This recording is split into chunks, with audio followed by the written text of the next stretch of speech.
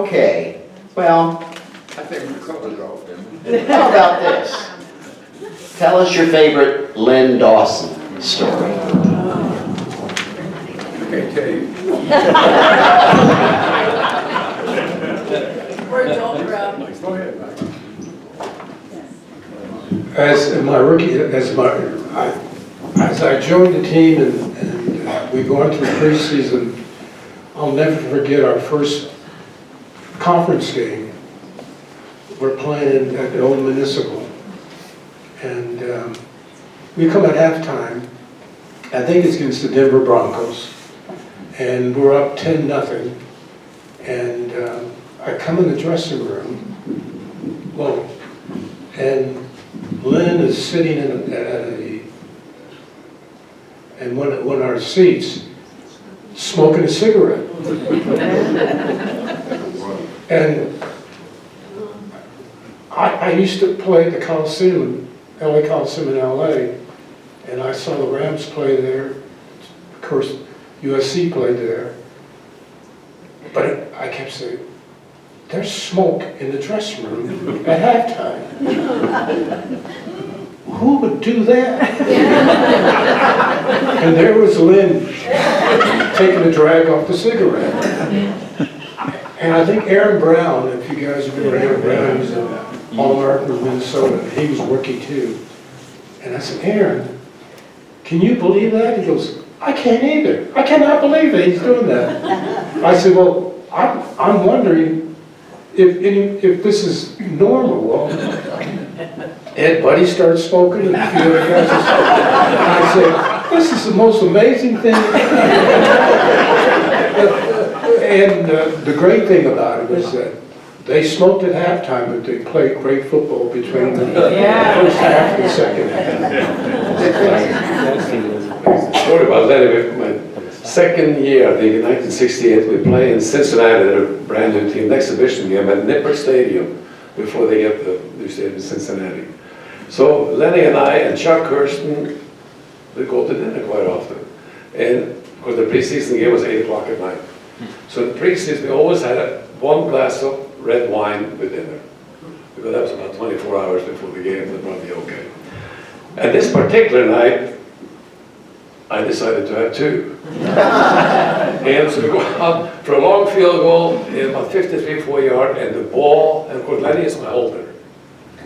And the ball hits the crossbar and bounces up in the air and bounces backwards, so it has to go through. And as Lenny stands up, he looks at me and he says, next week, only one glass of wine.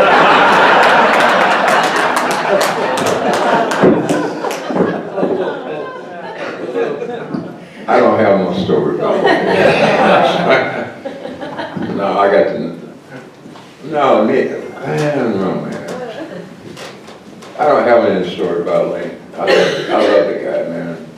You know, the thing about Lenny Dawson and Jan, I'm going to say this about, is that any league in the NFL have the center, the holder, and the kicker, all three from the same team in the Pro Football Hall of Fame.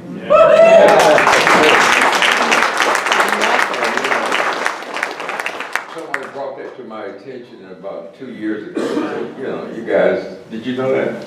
Do you know anybody else? No, I don't think there are any. And a lot of people say, wait a minute, hold on. Ladies, who's center? A lot of people didn't even know I snapped the ball on field goals, extra points. And, a lot of people didn't know that. Did you know? Y'all went to the game. You know? A lot of, it shocked me that a lot of people didn't know that. Well, you know, a lot of people, because we didn't make no mistake. You got to think about that. If you made you snapped the ball over the head, you know, we used to play games with Jan, you know. Lenny said, throw me a knuckleball. And Jan gets a little nervous.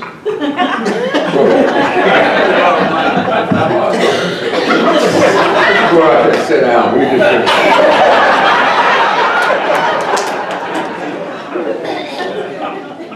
If my meeting was ever going to be hijacked, I couldn't think of a better person to do it than you. Now here's an interesting question. Many of today's key position players have multi-year, guaranteed, multi-million-dollar contracts.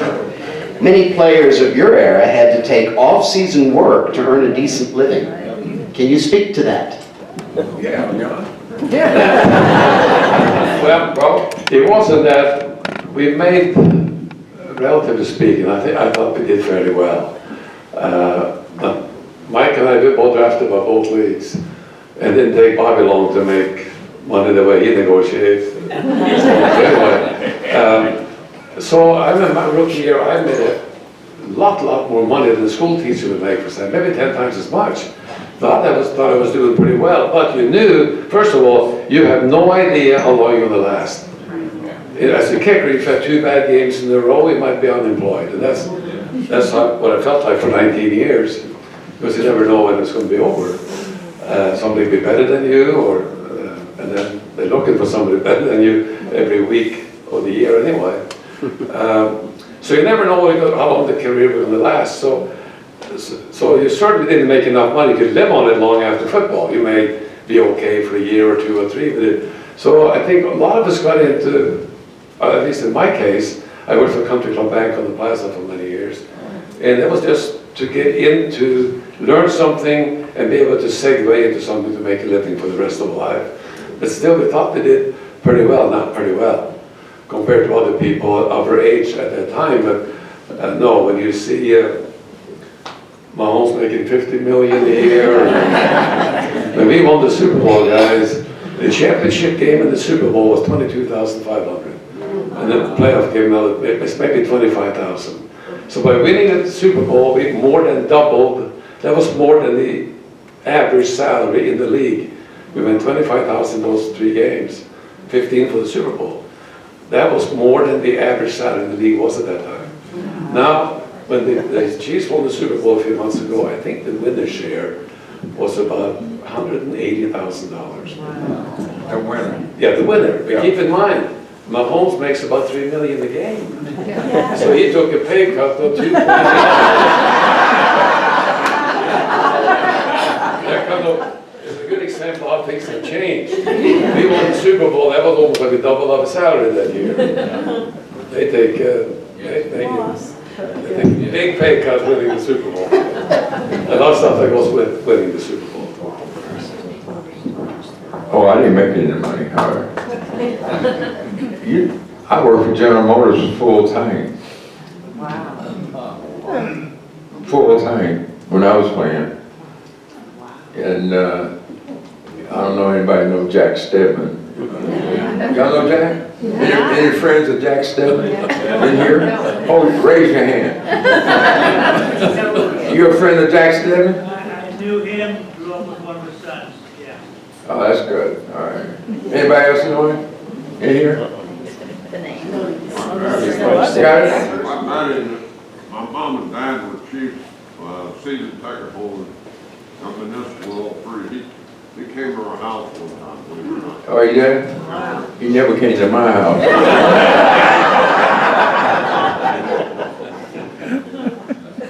My story is a little different. I mean, when I signed basically with the Chiefs, it was 1962. That's when I signed with him. And I didn't make that much money, you know, but when we negotiated the contract, the guy that was helping me is Don Knudsen out of Minnesota. And they asked me how much, hey, Bobby said, how much do you think you want to make? In 1962. And I go, oh, well, let me see. 25,000. In 1962, that was a lot of money. They asked me, said, well, what did you make last year? I go, oh, 1,500. You go, okay. So my contract was different. It's kind of like that. The guy that looking out for me. My first year, my second year, third year, fourth year, I had a 7-year contract with Lamar, and it was $6,900 a year. You can live off that. That's why I went to work. for General Motors. I was making twice that much for General Motors. But what I did, I deferred my money until I got out of football. And then they had to pay me for the next 10 years after I left the Chiefs. But I did that every year. They asked me, and when I negotiated a new contract, I deferred all that money. That's what I did, and I worked full time. That's why I worked full time at General Motors and stuff like that. Wow. So, and I kind of upset Jack Stebbins and them, you know, because they didn't never want to talk to me on the contracts and stuff like that. So I never sat in his office, nothing like that. So when we negotiated the contract, you know, I made them for the next 10 years. I never told this story. I made them bring me my check for the next 10 years to my Bob Tomasi. You remember Bob? Huh? Yes. He called me at my barbecue restaurant and said, "Are you buying me lunch in January?" I said, "No." Oh, he said, "Bob, how you doing?" "Yeah, I'll buy your lunch," because I knew he had my check. That's a true story. I mean, so, you know, the money-wise, you know, now, it'd be unbelievable. And in fact, John, I was telling the guy the other day, if I'd have played another 2 years, I'd still be snapping the ball because, and now the center, you cannot block him. You can't even get in front of it. Yeah. I mean, I could snap the ball 3 yards and run off the field. The guy asked me 2 years ago, 2 years ago, I was at the house, you know, the guy came by. I was playing with my grandkids and with the football. The guy said, "Can you still throw the football?" I said, "Yeah." I snapped the ball through my legs. You know, I was a center. Center could, you don't have to do anything. You snap the ball, run off the field like the kicker.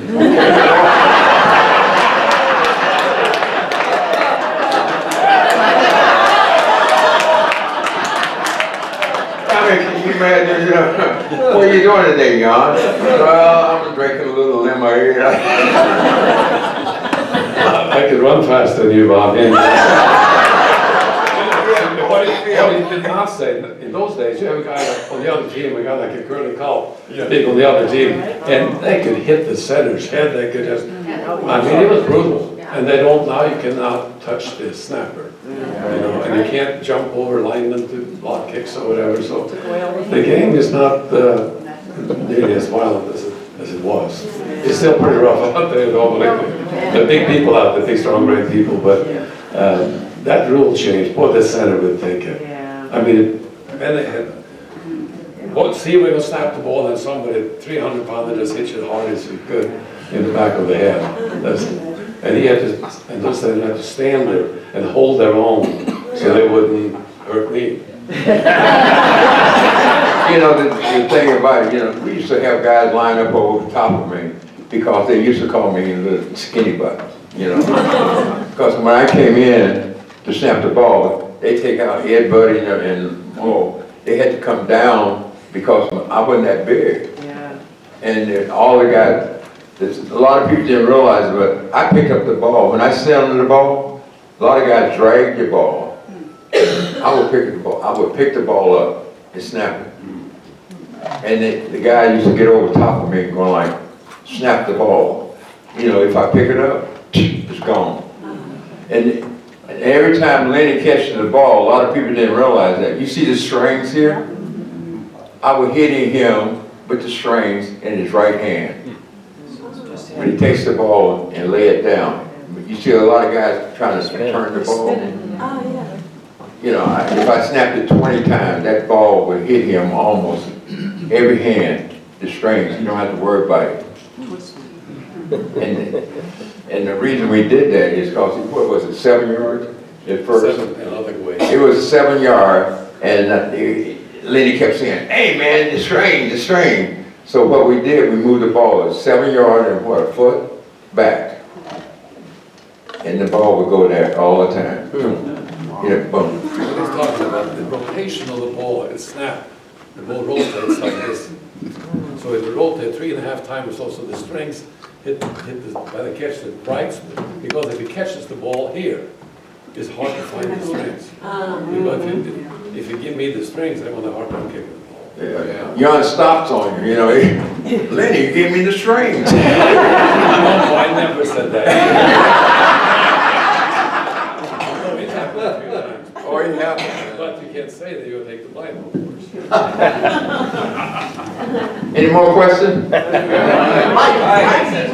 about the sound. When I signed in 65, if you remember, Joe Namath the year before signed for $250,000 to the New York Jets. And the AFL and NFL wars were going on, so the negotiation in dollars were going back. And I signed for the Kansas City Chiefs. They signed me to a contract for 5 years for $450,000. And it was just enough to where I felt that my yearly salary was less than that, of course. It was around $25,000-30,000, but my bonus was $450. And it sounds like a lot of money, but when you, after taxes and all, it was, and I realized then that finally football was going to get to a point where they're going to start paying people reasonable salaries. And the game is so tough physically, you're going to have some impairment at the end. And so the league started paying more and become more equitable in nature for people who play football. But that's kind of the story about what I paid.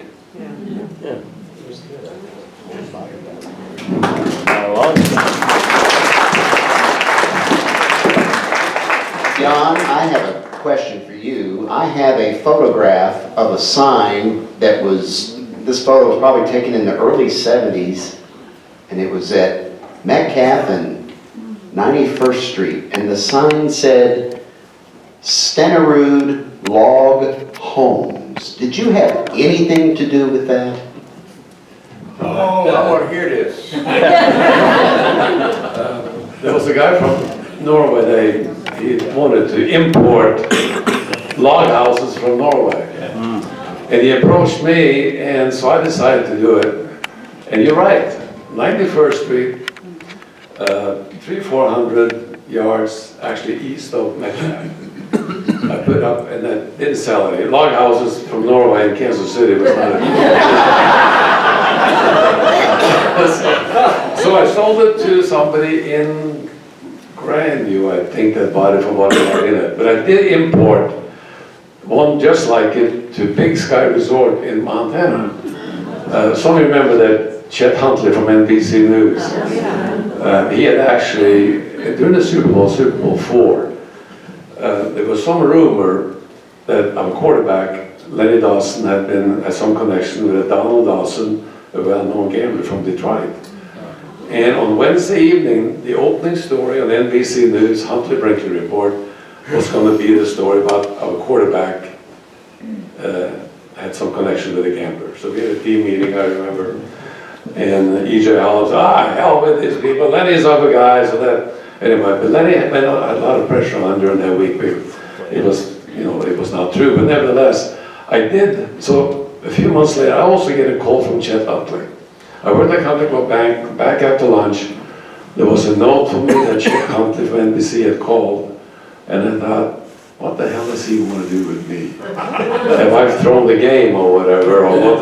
Because the last time Chet Huntley's name was in our minds was right before the Super Bowl, and talked about Lenny and possibly have a connection with the gambler. A couple of weeks later, the phone rang and I picked it up, and it was Chet Huntley, and he said he was retired from NBC. He was going to start a resort halfway between Bozeman and West Yellowstone called Big Sky Resort. And he started that place. And he was the first one to build a house there, and I imported a log house from Norway and put it up on the 16th hole. And the lot was $15,000. It cost me $45,000 to get the house there, so it's $60,000 in it. I sold it a few years later for a little bit more, but last summer I went up and took a look at what it looked like. And it's now worth $1.6 million. Some guy from Atlanta had heard that I used to own it. I always have had a habit of buying high and selling low. and a few other ones along the way. Well, the sign Oh, also. wait, hold on. I thought, you didn't want to sell me the log house. I was up the street from you and I tried to buy it. Why didn't you sell it to me? Because you were deferring all the money, you couldn't afford to buy it. You're right. Well, there was at least one model home put up there. Is it still there? So that's the first time, no. There's some car dealerships, and I think there are all kinds of stores. No, you're the first one, I haven't been reminded of that in many years, but that is true. It was there in 71, 2, something like that. Well, I'm glad to have closed the loop. It's something I've wondered for years. Now we know the answer. Okay, well, seeing what time it is, I think we only have time for one more question, and I've got 3 or 4 to choose from, and since I'm running this meeting, I get to choose. So, how about let's end on, this will be a fun one. Who was the best, toughest, meanest opposing player that you played against? I'm going to go first because I didn't have one.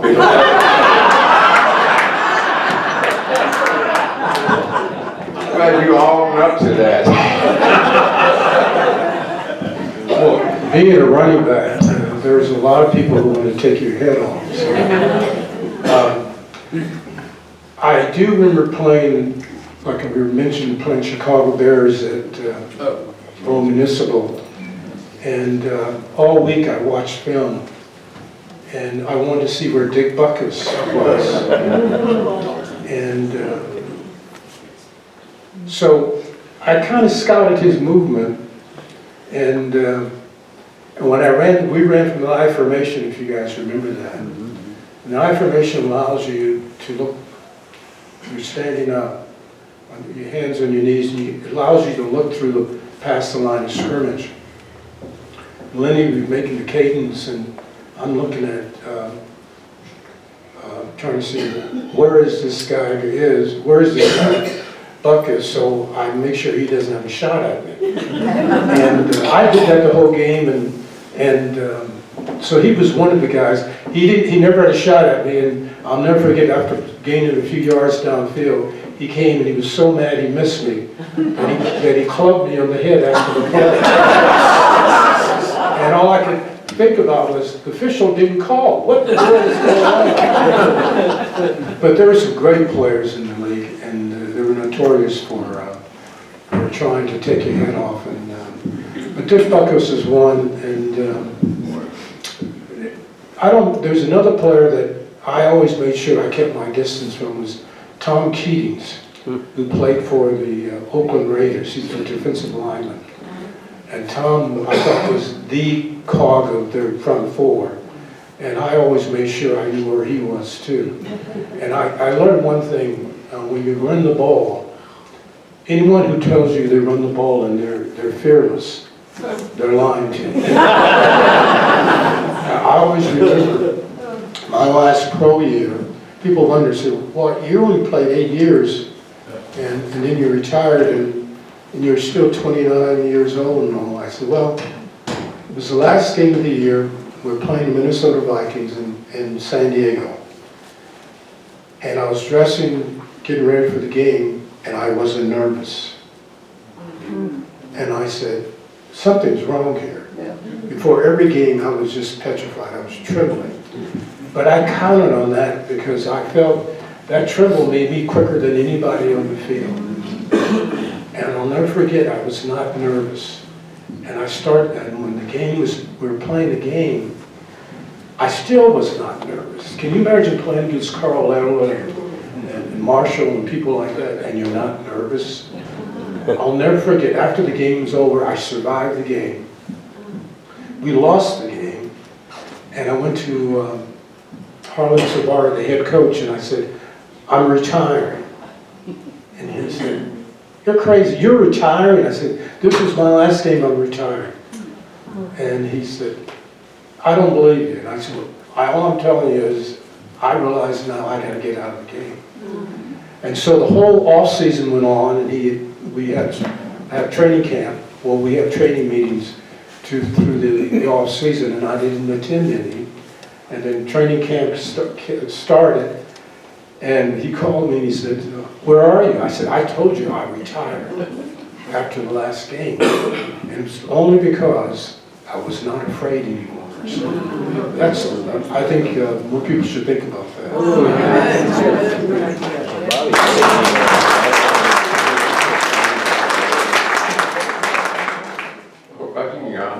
No, I'm done. You done? That's the first time I heard him say he done. Now you know he didn't hit nobody, right? Nobody hit you, right?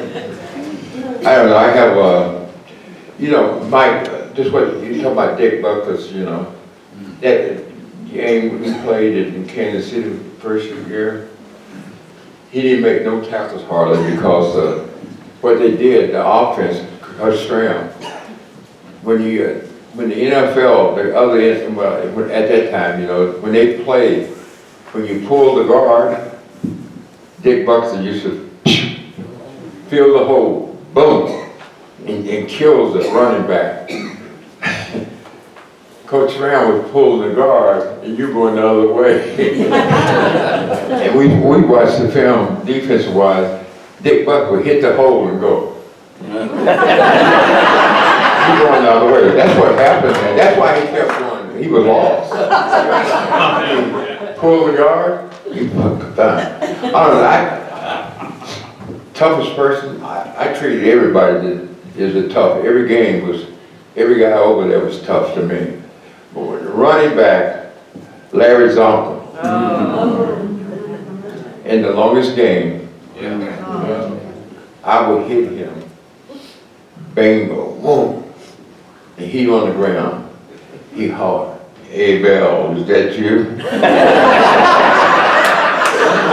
I mean, I hit him with everything. I know he's not gonna get up. He gets up, "I'll be right back." Every time. One time I hit him so hard, you know, his helmet was this way, he was looking through it. He was looking through the hole. Man, I said, I know he's not gonna get up. He gets up, "Bell, is you again?" "I'll be back." And he kept coming back, you know. We talked about it. They celebrated the 50-year reunion this past year, and they invited me to come down, you know. And he talked, I was up on the stage with Joe Green and Mel Blount, you know.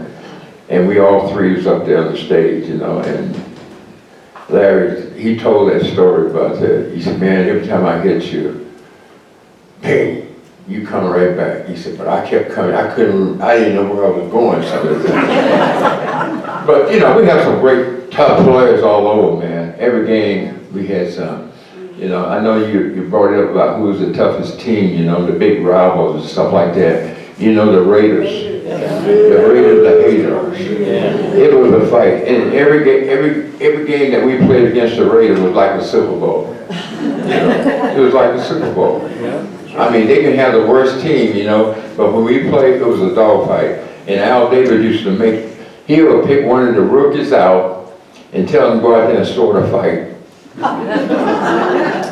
Try to get one of our players, you know. You remember Ben Davis, he hit Len Dawson and stuff like that, but Otis jumped on him, you know, it was a big fight on the field. But Al Davis used to make him do that. Just have a guy say, "We don't need you." Then throw him out of the game. Get the other players go out. But the Raiders, you know, that was a tough game. Then Denver. But, well, guys, I guess that's it. You know.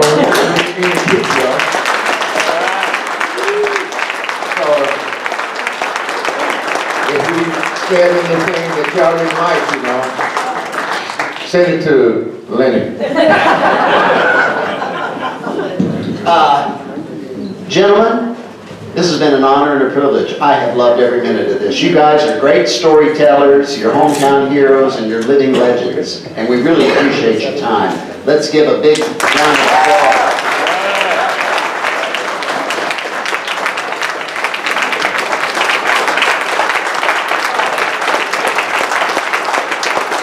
Now, before you go away, don't go away yet, we have these 2 footballs And we have this helmet on the table, and we have Sharpie markers. I would like each of you gentlemen to sign it. We don't need a football.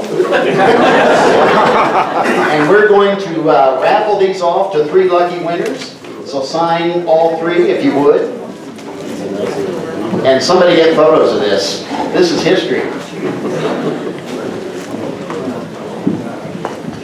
And while they're doing that, again, I would like to remind everyone, if you're not currently a member of the Overland Park Historical Society, and if you enjoyed what just happened here the last hour and a half, join us.